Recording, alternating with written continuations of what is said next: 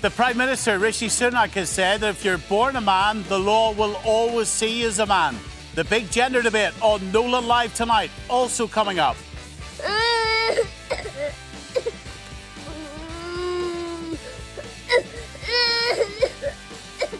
A 4-year-old little girl who's been told she might have to wait up to 5 years for an operation. Her father says she might choke to death. And tonight, as we approach the 80th anniversary of D-Day, we remember those who fought and died for us. Back then, 70-odd years ago, you had a gun, now you have a stick, John? Yeah, and we came up with a .303 rifle, and we just come up the beaches like this to protect ourselves.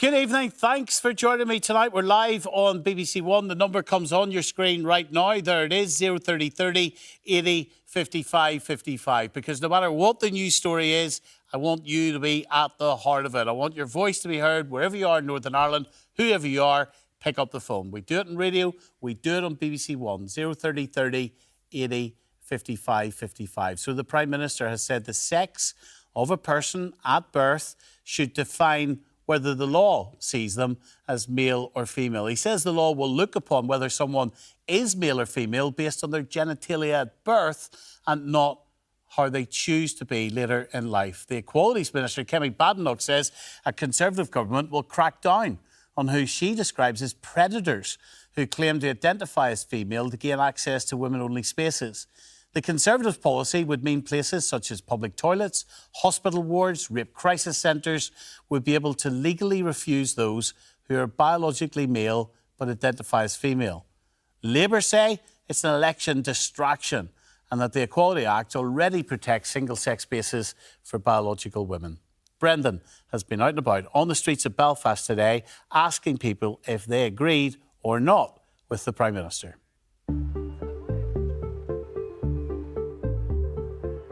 We're asking people, do you agree with the Conservative Party that there should be single-sex only spaces for biological born women? No, there should not. The women's places are for women and men's places for men.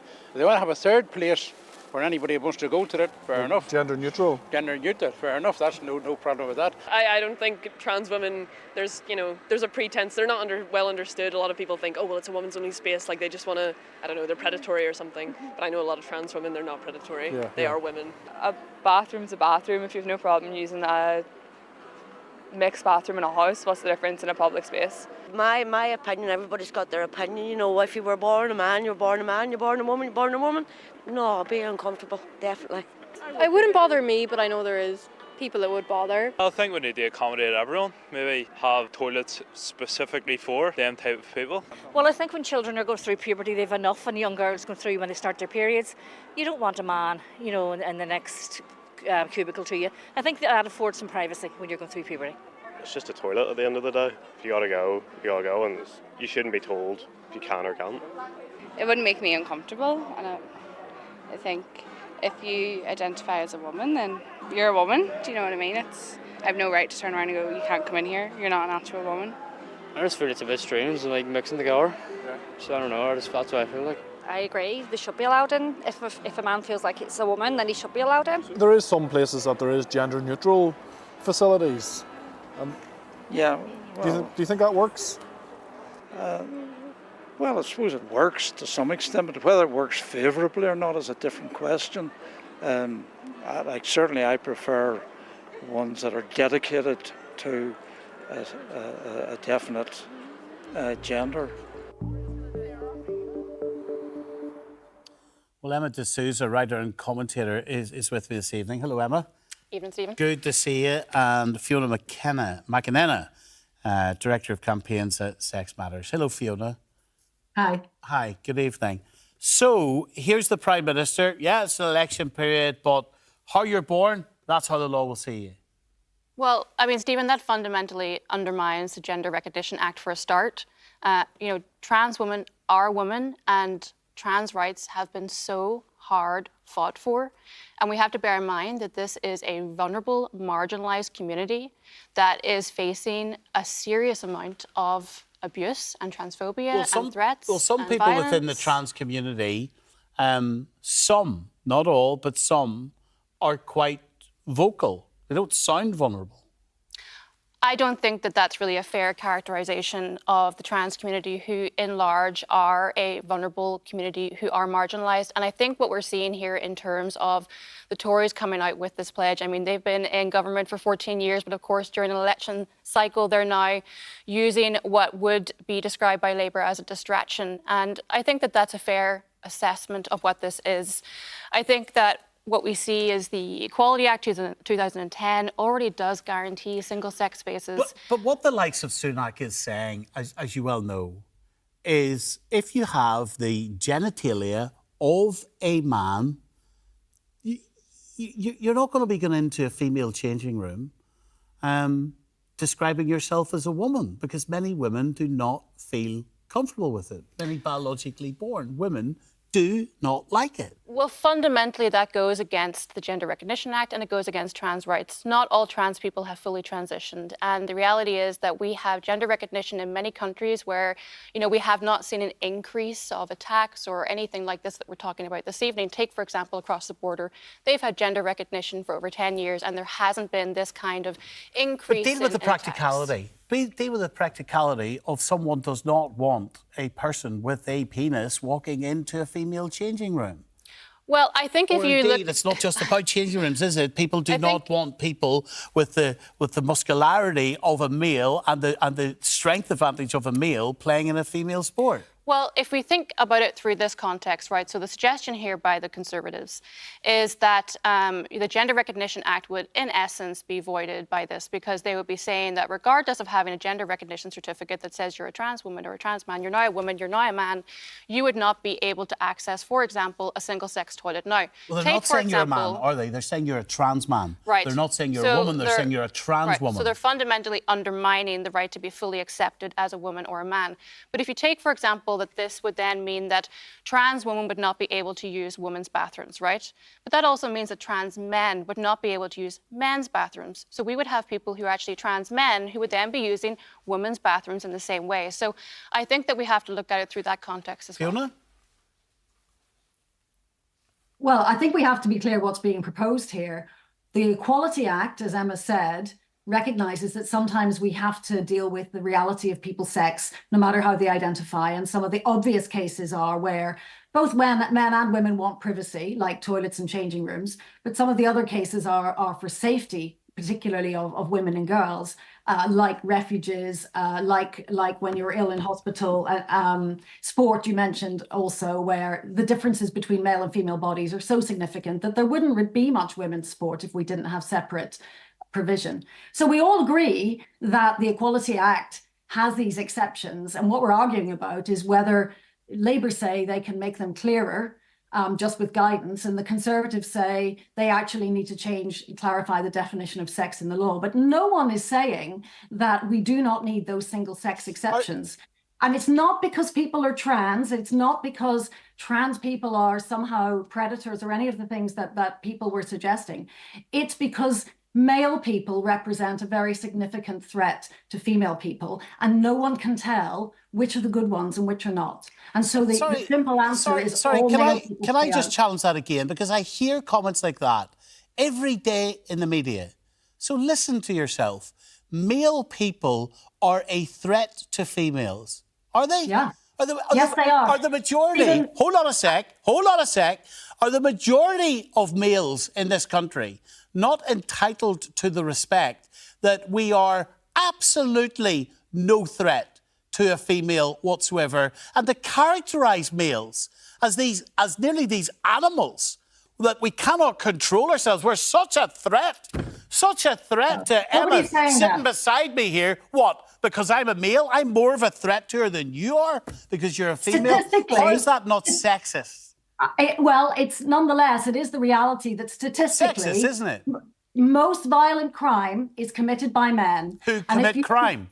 I'm afraid most violent crime is committed by men who commit crime. Most Yes, men indeed, Stephen. do not And we commit can't- crime. Indeed, they don't. I agree. Not all men are a risk, but we can't tell which ones are. And that's the simple reason why men and women are kept separate in places where, particularly where women are vulnerable. But there's also an issue with male privacy too. So, of course, most men are good guys, but who can tell which ones are and which ones aren't? And that's why. Who can tell which females are dangerous towards men? Who can tell? We can't. But we do not come off with this, what some people might see, and people get away with it every day of the week. I hear it across the media. Men are a threat to women. How ludicrous is that?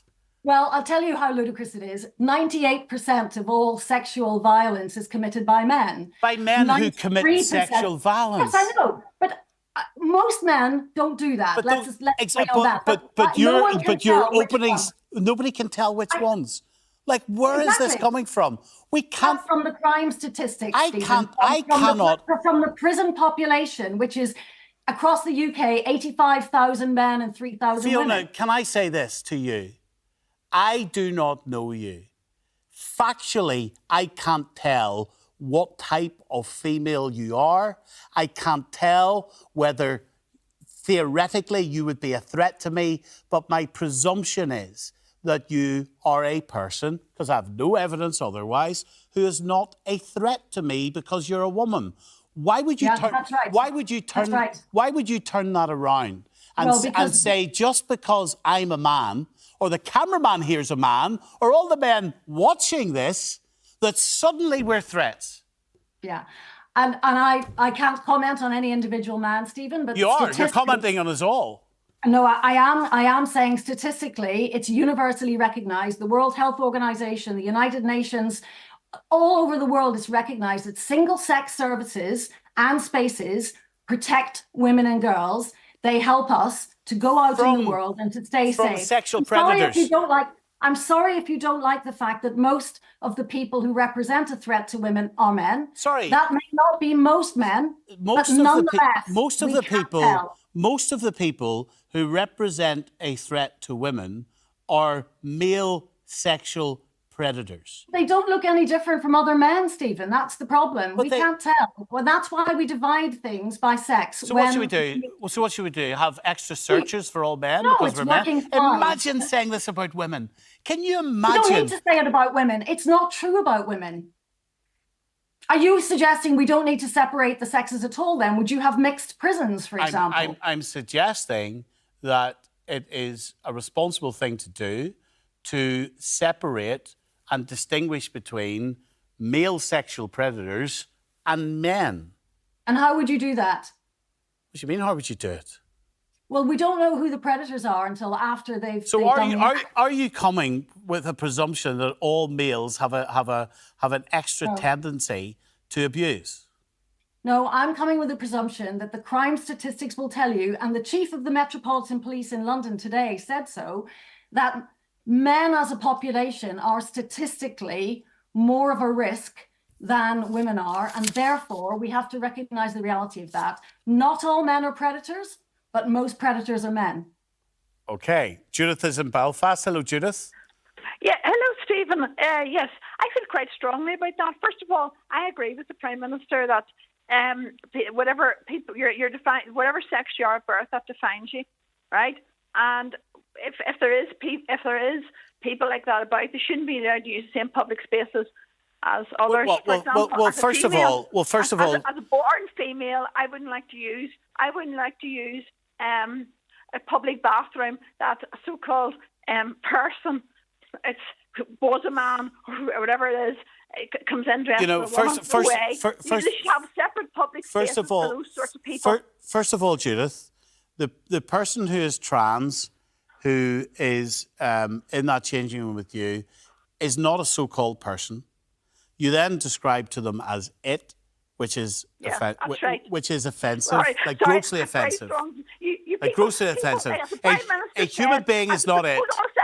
Now, do not be ridiculous. Do not be ridiculous. People are defined. This is not a free pass. You sex you're born with. That is what you should be defined as. Sorry, you are of course entitled to that view. Why can we not have separate bathrooms for them? You are of course entitled to that view, but you are not entitled to refer to people as it. Have you got, well, other countries, see English you got a language, brain. other countries, hold on a second, other languages have male and female indefinite articles and then a gender neutral for that. See, well, but English language doesn't like that. Robin Mora White is a discrimination and employment law barrister. Hello, Robin. Good evening. Good evening. Well, the Prime Minister knows exactly what he's doing here. He is talking about an issue which is extremely divisive in our country. It's been described as a wedge, hasn't it? How do you feel after hearing some of the comments tonight? Well, plainly, you haven't mentioned that I'm a trans woman as well, but I'm here to talk about law.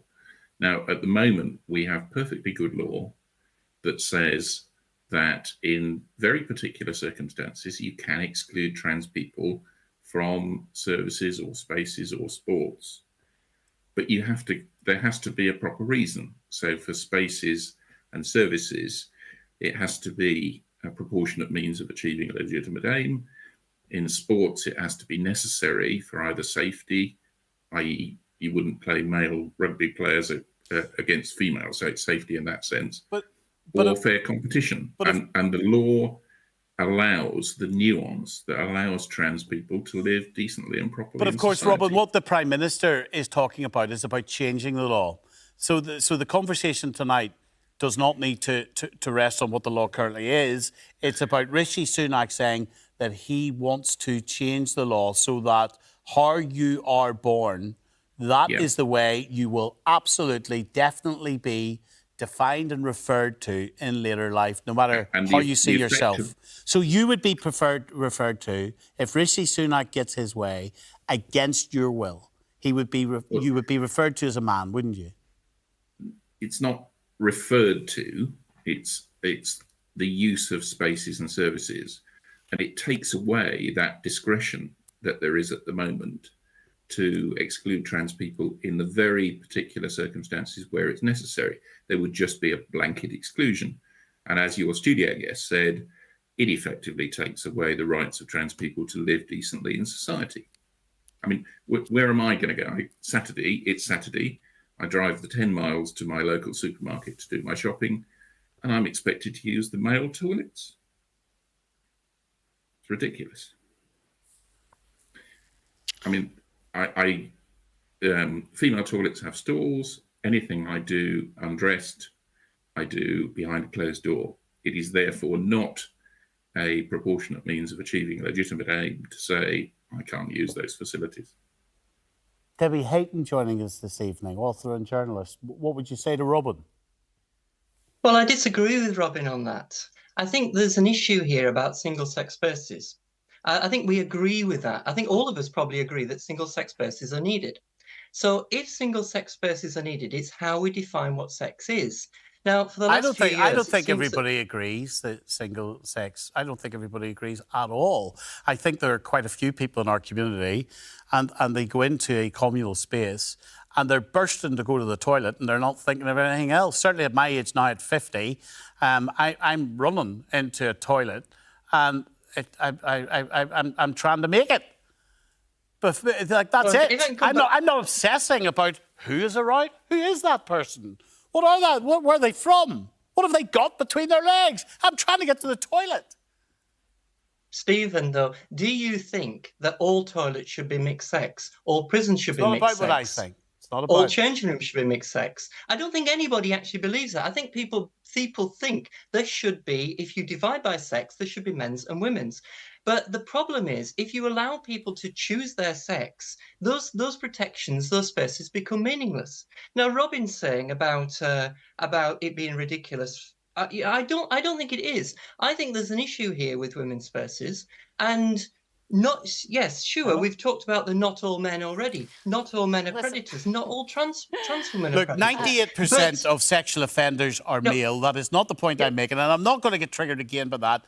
98% of sexual offenders are male, but not all males should have the presumption of being sexual offenders. Anyway, Emma, we've dealt with that. Look, Do you want to pick up here? I think that, well, just to pick up on that point as well, I think when we were going back to Fiona's comments, what she was making, you know, how many of the prisoners was she talking about, or the offenders she was talking about, how many of them are trans women? I think that, yes, we know about male violence against women. We know that Northern Ireland is actually one of the most dangerous places in Europe for women and levels of femicide. But when it comes to violence against women from the trans community, it is incredibly minuscule. But it's about dangerous men taking advantage. Well, a dangerous man does not need to get a gender recognition certificate to put on a dress and go attack a woman. A Nor does dangerous he man need... can take advantage of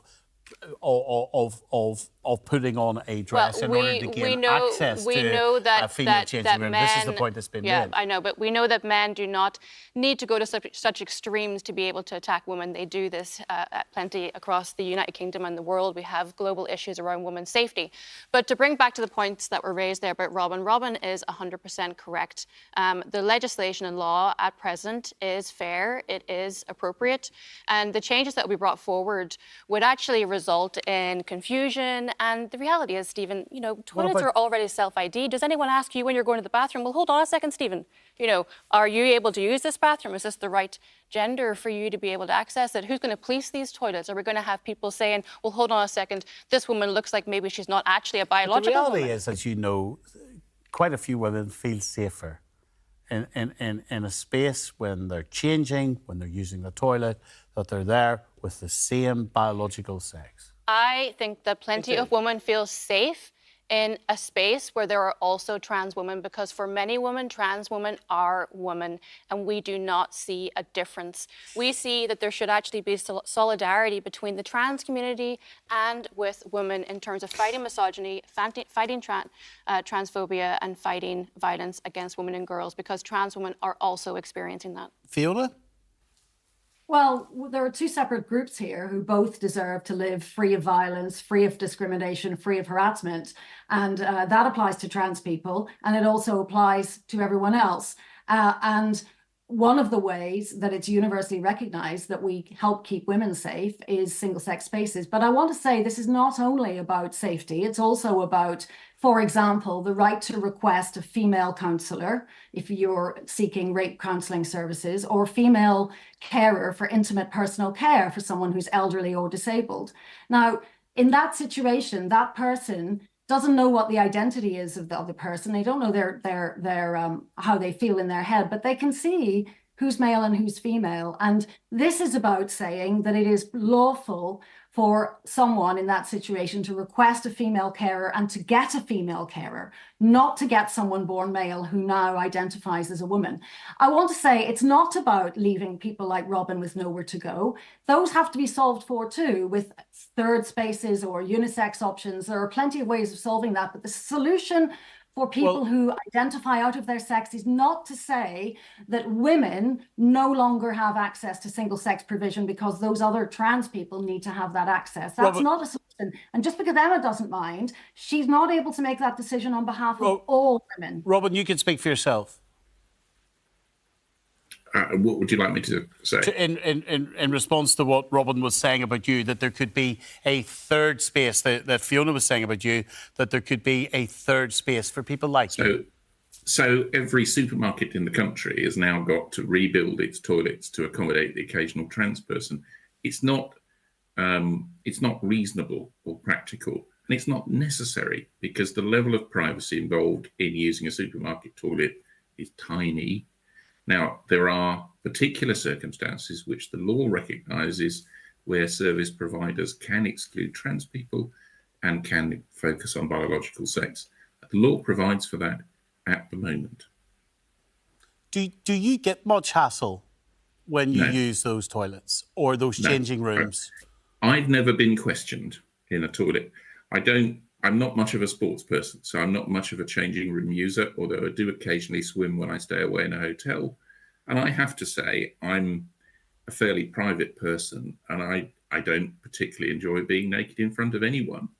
And I would probably seek out hotel changing rooms these days tend to have private spaces where people who, like me, who would like to get changed on their own, can get changed on their own and then head to the pool. There are easy solutions like that that don't require me to head off to a third space that would accommodate anyone. There are other women for other reasons who want more privacy, and you can arrange a changing room to achieve that. Robin, thank you very much. Thank you, Emma, for coming in. Thank you to our other guests. Fiona, thanks very much indeed for coming on tonight. Thank you, and indeed to Debbie as well. The Green Party have told us that the suggestion by Kemi Badenoch to clarify the Equality Act is desperate politics from the Tory government. They say she's wasting our time with culture wars attacking a vulnerable minority. People Before Profit say we need to stand against transphobia. They also say we need a broader education campaign in schools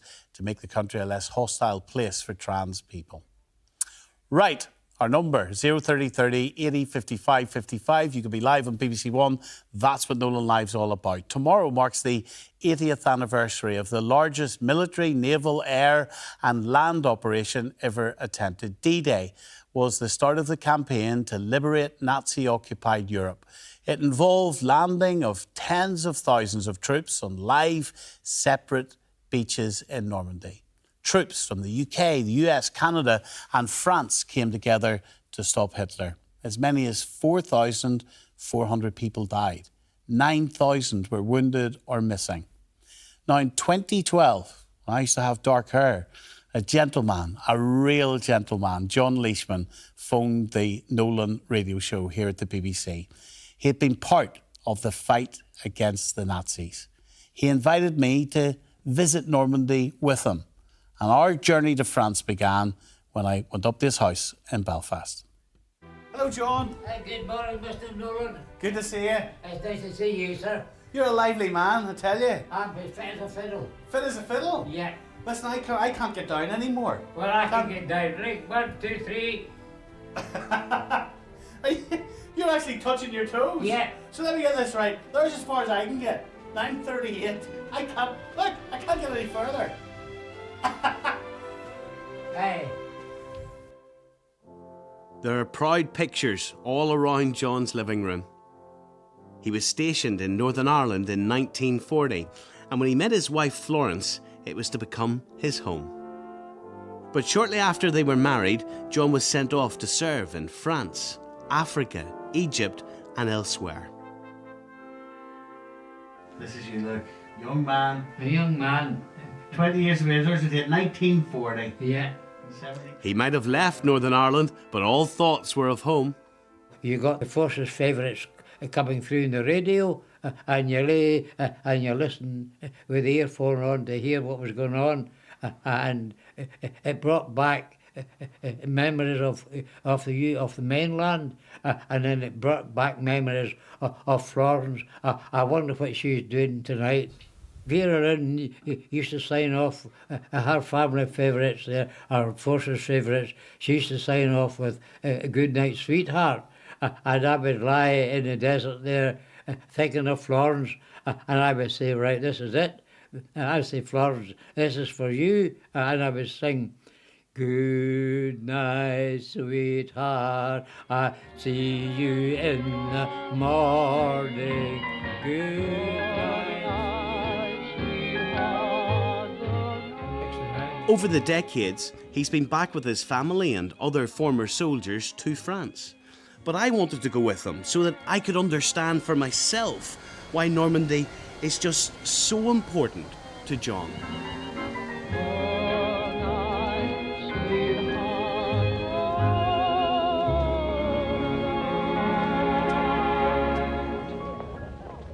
He's asking if you have any knives or guns in your bag.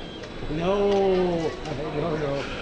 I laid my gun down in 1945 when the war went over. There's no doubting John's excitement about returning to France. But in the airport, there are moments of reflection, a chance to think about what happened just a plane ride away. But then, the singing starts again. Don't forget to wake me in the morning and bring me up a nice hot cup of tea, God bless me. Kiss me goodnight, Sergeant Major. Sergeant Major, be a mother to me. Wonderful job, well done. In 1944, troops arrived by air and sea with the aim of capturing this coastline and liberating France. John wasn't part of the first wave that made it onto these beaches, but many who were died on these shores. Back then, 70 odd years ago, you had a gun, now you have a stick, John. Yeah, and we came up with a 303 rifle, and we just come up the beaches like this to protect ourselves. And today, the sun's shining on us, I have a stick. Everything is calm and peaceful. And back in 1944, it was just hell on the beaches. Absolutely hell on the beaches. And there would have been some of your friends dropping down here, shot dead. Yeah. Oh yeah. It wasn't a happy sight when you looked along the beach. It wasn't a happy sight.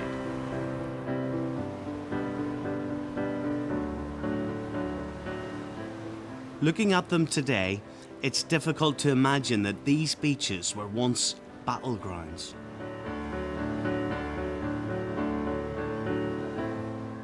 That's why many feel it's history that still needs to be taught today. À Romange. À Romange. Oui. Oui. The 6th of June 1944. Yes. I went Normandy, Yes. France, Yes. Belgium, Holland. John's been wearing those medals everywhere he goes, and I now understand why he takes such pride in them. They invigorate him. Look, he's laughing. That's a Tunisian Jew he's talking to now, who fought in the war as well. Look at the cap that John is wearing. He got that handed to him in 1939 when he joined the forces. And there's so many memories to share here that he wants to share, not just with the generation similar to him, but with a younger generation as well. It's really, really easy to forget with his enthusiasm. They're singing now. This man is 92. Mademoiselle from Armentières, Inky Pinky Punky Poo, Mademoiselle from In the towns and villages along this coast, they've gone to huge efforts to ensure people remember. But every soldier has things they'd like to forget. I have nightmares of a Spitfire coming down on the main road above the beach. Do me a favour, John. Will you close your eyes and just talk me through what your real nightmares are about the war? I can see that Spitfire trying to make a landing on the main road, which was just off the beach. It was a tarmac road. It was nice and smooth, and the Spitfire, they were smoking and smoking at the tail. And then they started to catch a fire. And when he tried to land on the road, as soon as he touched the tarmac road, it just burst into flames and just a ball of fire. I'll never forget it. It must have been a terrible death, and I see that now and again, sometimes when I'm sleeping, and it frightens the life out of you at times. And so many died on both sides.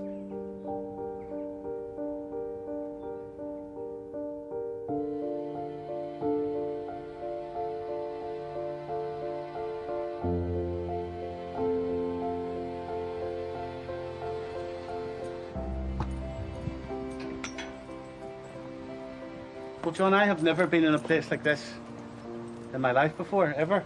Well, you're missing something. It's not a nice place to be, but you think of all the people that's lying here give their lives up. Do you know what strikes me straight away?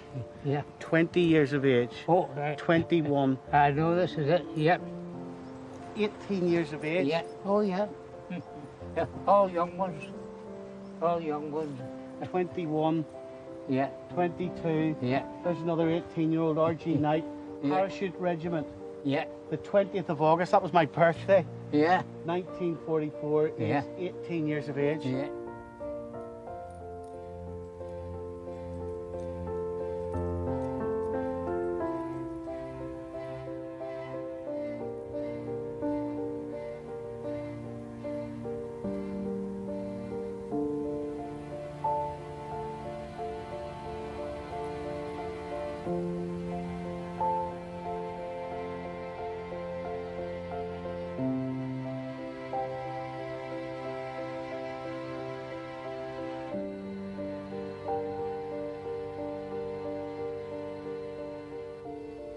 Here's someone here believed to be buried, so they don't know where he is.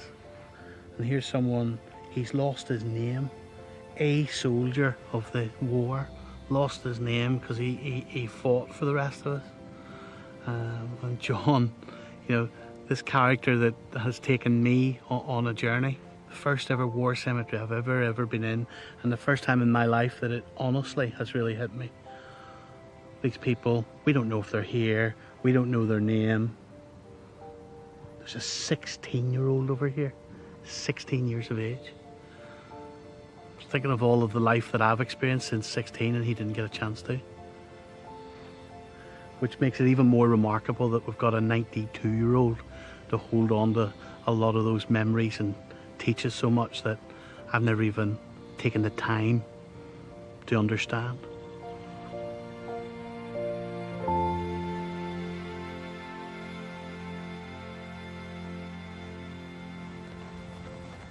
Your eyes are filling up with tears. Well, these men were probably full of bullets. What a difference from tears to bullets.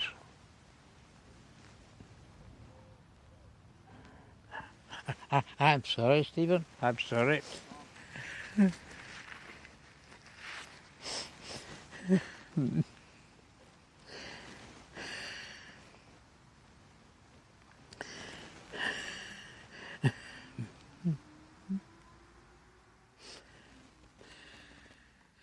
It could have been me, as you say, Stephen. It could have been me. There's something just hit you there a few minutes ago. It did indeed. It did indeed. It did. You're feeling guilty that you're still alive? I do indeed. Why was I picked? Why did I get home safe?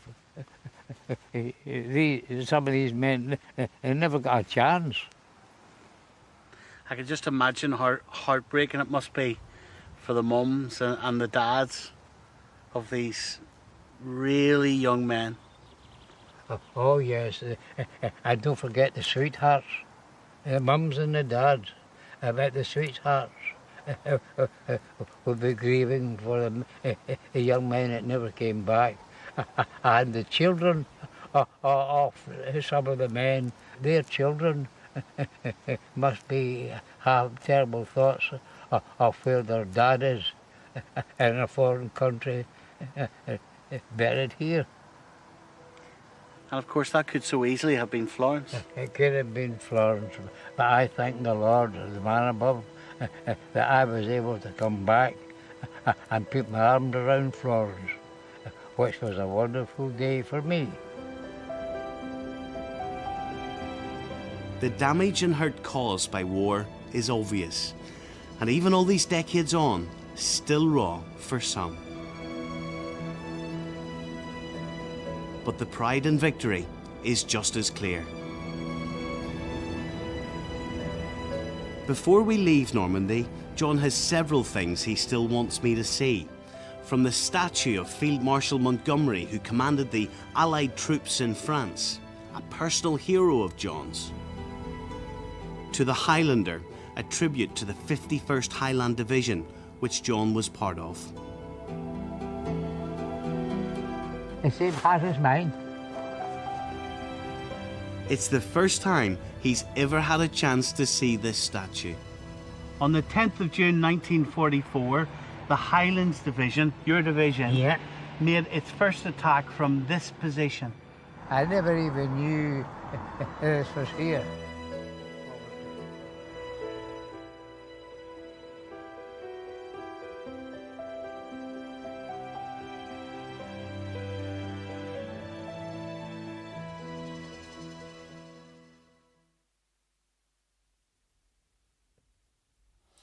Well, sadly, in 2015, John died.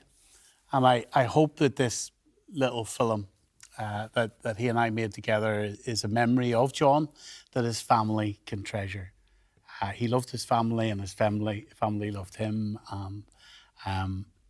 Tonight, we are recognising all of those people and trying to, I guess, educate ourselves and the next generation of the sacrifice that was made. Okay. Thank you for joining us on BBC One. Tonight we're putting one little girl front and centre of this programme. We're never ashamed to do this, to make a news story in the top line to a news story about one of you. We hear about waiting lists all the time. The reality is that thousands, hundreds of thousands of people are living on waiting lists every day in Northern Ireland. Tonight, we will see and hear exactly how that affects one family. Last week, a desperate father reached out to me for help. Matthew is panicking about his 4-year-old daughter, Janice, who her dad says, is suffering excruciating pain because she's choking on a tube that is down her throat.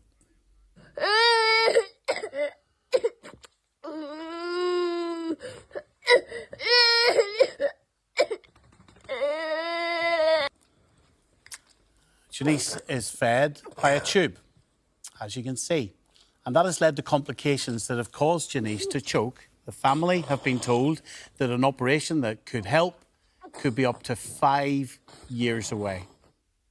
The family want you to see those pictures. On Monday, Janice was hospitalised yet again because her father watched as she was choking and vomiting yet again on a tube.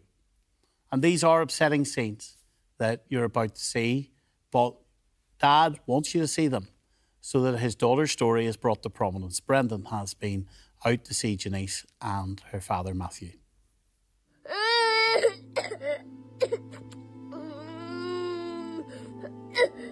Last week, a desperate father reached out to the Nolan show for help. His 4-year-old daughter, Janice, has cerebral palsy and is fed by a tube. This has led to complications, which have regularly caused Janice to choke. They had what was called a videofluoroscopy to check her swallow, and they were concerned her swallow wasn't strong enough, and that could lead to food going into the lung, which would then lead to serious infection, chest issues, pneumonia, things like that. A nasogastric or NG tube was inserted to help with feeding. Now before this NG tube, Janice loved her food.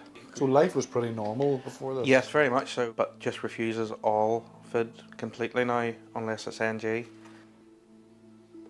She'll be okay for a week or two, and then eventually the vomiting and the choking will start, and when this happens we're back in the hospital. And it settles for 10 to 14 days, and then this reoccurs and we just go through the same pattern the whole time. It's just a circle. You've mentioned some of the choking incidents that have taken place. Can you give me a typical night? What has been a bad night for you? So you'll start to hear her cough. She sounds very stuffed up, almost like she's got a cold or a flu. And then a little bit of gagging, and followed by the gagging, and then comes the vomit, the distress, the tears. This usually brings the tube out too, so the tube ends up coming out of the mouth. So then we have to remove the tube. We obviously clean her up, bath her, and then we have to replace the tube, which is very distressing to Janice. If the tube worked as it should, the tube would be replaced once a month. At the minute we're replacing anything up to 8 times a week. But Dad Matthew believes surgery to fit a specialist type of tube would help with Janice's problems, otherwise known as PEG surgery. The PEG surgery would take out the need to place a tube through the nose down the throat. It stops the irritation of the throat. With a PEG tube, Janice can go back to her normal diet, because we can do home cooked meals and directly feed this through this tube. And to me, that would cut out the sickness and the choking and the vomiting which has occurred ever since the introduction of the NG tube. I've been told that you could be possibly await for 5 years now. I did ring the waiting list 2-3 weeks ago. They told me that she was referred, told me the date she was referred, and but they couldn't give me a specific time. And I was like, is there anything at all you can tell me? And the gentleman told me, look, what I can tell you is I'm looking at this list of children that's been on this list for 2 to 3 years already, and there's no offer of a date. I saw for myself the issues that Janice faces. You okay?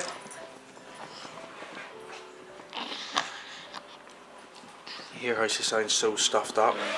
That's like when she gets the feed, it's just almost like it's going, and then you can hear the choking. Now that's literally sees it's 6 mils of feed. It just seems so uncomfortable for her. It sounds bad to say this. This doesn't concern me because I'm so used to it.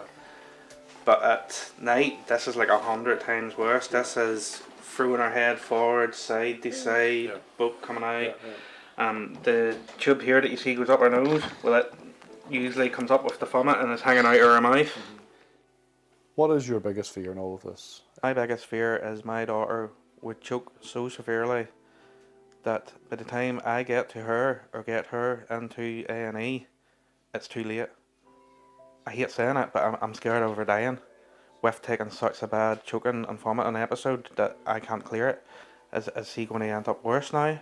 Is it going to be too late by the time I get into this hospital? My mind just races with so many scenarios I just can't settle. It's just constant fear. I literally have to arrive to a hospital with my child unresponsive to get seen to properly, because at the minute they don't seem to want to act. We have a new health minister, Mike Nesbitt. What would you say to him? I don't know what the future holds for Janice. I don't know exactly how long. I'm hearing up to 5 years. I just want someone to sit down, reassure me, look, we haven't ignored your daughter. She's on the system. We've looked at the case. This is why these decisions are being made. So I can look to Janice's future and see where she's going to be. But at the minute, I don't see any future for Janice. Just you smiling, Pet? Is that better? Did you get that wee bit of relief?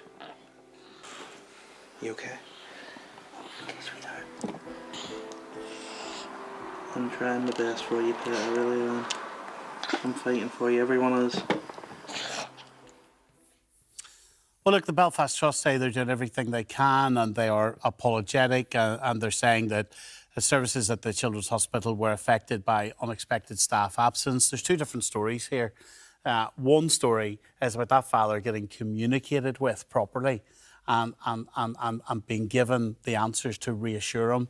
The other story is about how we as a society are holding our heads up high when we are requiring children like that to wait up to 5 years for an operation that would alleviate their discomfort. John Compton, former Chief Executive Health and Social Care Board. Hello, John. Hi, Stephen. Thanks for coming in. Colin McGrath, SDLP Health Spokesperson. And Colin, that's the story I want to concentrate on tonight. We are humanising what a waiting list means.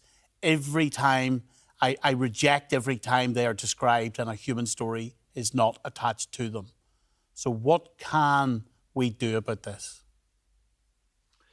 Well, yes, and I mean, if your heart doesn't go out watching that story about Janice, then I don't think that it's possible. She is living day and daily a serious life limiting condition. And the thing that was going through my mind in that, Stephen, watching that, was that how the National Health Service is supposed to be there for us from the cradle to the grave.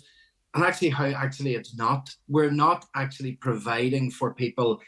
We're only providing for those closest to peril. But there are so many people in our society, so many people in our communities that are living day and daily with these conditions that impact their quality of life to a severe standard. And then, of course, we have the problem where they then need to interact with the health service. But let's talk about how to fix it. Should we be introducing revenue-raising measures to bring more money into the NHS or not? Well, I think what we need to do is we need to get transformation of our health service. I think that that's something where we need to see a very coherent plan, how we actually can transfer and transform our health services so that we're going to be able to cope for the future. That is going to require investment. And I don't think that any of the measures that are on the table for raising funds are going to go far enough. This is going to need a major piece of investment. I think it's going to need interaction with the next government in London to be able to ask them for the money to be able to transform. If we don't transform, we're not going to fix the problems today, but we're certainly not going to be prepared to fix the problems to the future. John, you're retired now from the Health and Social Care Board, but when you were in that top job, you sat in that radio studio with me and you warned about this. The Chief Medical Officer, Michael McBride, warned about this. Bingoa warned about this. And now we're living the reality of not having sorted it. Well, I think that is the case, and I think the real tragedy today, and the tragedy for that family, and it is their experience, could be replicated. You could show many more stories tonight, every day, which would replicate the same thing. And I think that's because we have become very good at a process, how we would describe how we want to transform. We'd consult, we'd get reports, but we don't take action. And I think we have three groups of people who look after our health and social care system. We have politicians who are supposed to set direction and policy and give us the decisions to go forward. We have a group of people now currently in the department, what I previously was involved in, who commission, bought services, organised services, and trusts who provide them. And I think what has happened recently is really pretty poor, actually, because a lot of it has simply been dumped down onto trusts to be sort this out. Here's all the money, sort this out, make these savings. Accusing the Department of Health and dumping it onto the trust? Not dumping in a sort of, if you like, deliberate sense. I think everybody has a role to play here. But the point about this is we simply fail as a society to understand that if we don't actually get a grip of where we are, then what we see today in another 3, another 5 years will just be worse. I mean, that is as sure as the sun follows the moon. That's the truth. What we have, John, is the new Health Minister, Mike Nesbitt, saying he's not going to implement these cuts. Have a watch. The stark reality is that if I implement the current budget, the consequence will be that many patients will suffer harm. Indeed, I note the joint letter from the collective HSC chairs in which they state the potential for some cutbacks, quote, would impact damagingly on the whole community in Northern Ireland, particularly the most vulnerable. Let me be clear, Deputy Speaker.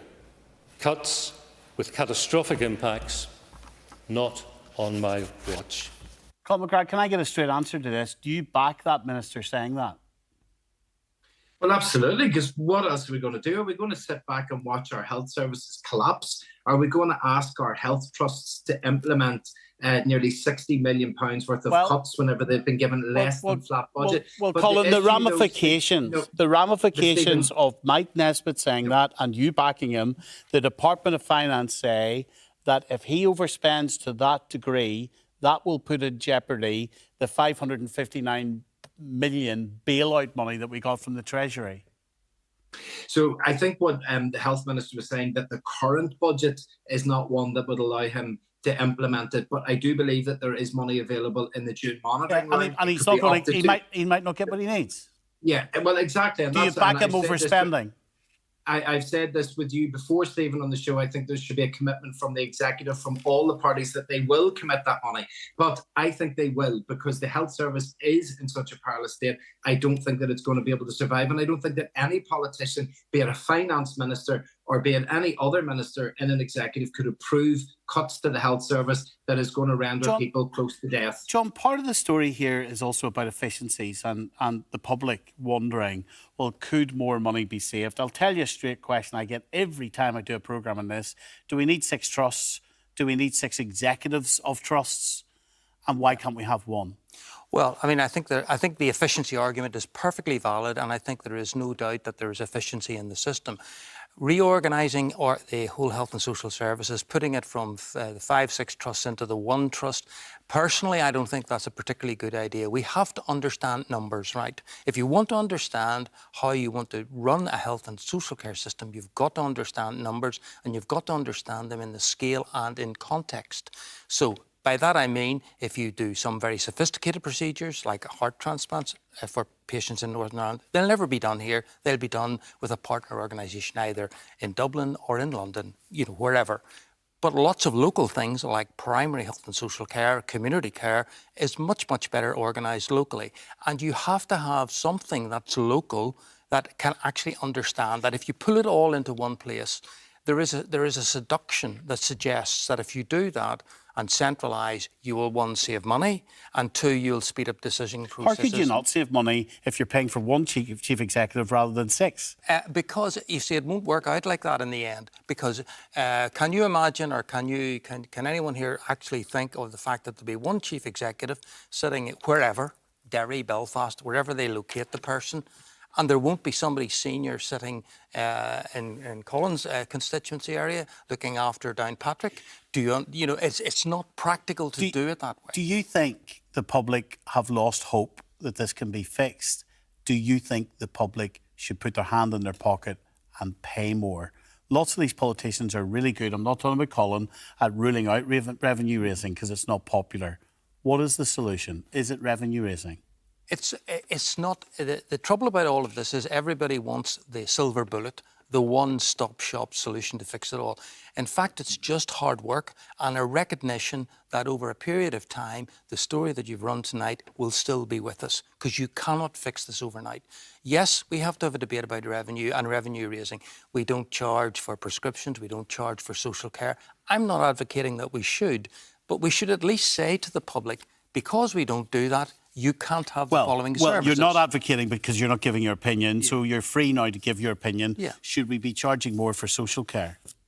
I see no reason why we shouldn't have the same model as there are in other parts of the UK, which would mean in some instances you would pay for social care, yes. And that would be based on the ability to pay? Absolutely on the ability to pay. Would the SDLP contemplate that, Colin? Well, I think what we need to see is a full suite of suggestions that we could look at. I think it's unfair just to pick one thing and say, would you support that or not? What we need to do is we need to get ourselves a health service that is going to be responsive and capable of dealing with the issues that it has. Yeah, but it's specific. I'm looking for specific solutions from specific political parties. Yeah, but I think that one of the best things that we can do is get together a coherent plan for transformation, and that we can go to the next British government, ask them to invest in that so that we can transform and make our health service able and fit for the future. I think that's what will help to prevent a lot of the issues that we're looking at today. Yeah. I would have a different view on things. I think our obsession recently with the debate about money is not helpful. Money is very, very important, but of itself, it's an enabler to allow us to do something. How are we going to be organised? How are we going to deliver it? It's much more important that we take those decisions. So, for example, why don't we have someone who's in charge of elective care across Northern Ireland in terms of waiting lists in the middle of all that they're run locally? That's called the Health Minister, No. Health Minister is not the executive. He is not the man. No health minister is expected to be the chief executive organising this. We publish lists on waiting lists, 200,000, 300,000, 400,000 people waiting. It's meaningless. It just communicates that we're out of control. The minister's job is to establish control on the waiting lists, to do that by having someone in charge of waiting lists, to look at the waiting lists in different ways. So, for example, paediatrics, the story you had, eyes, cataracts, orthopaedics, general surgery, diagnostics.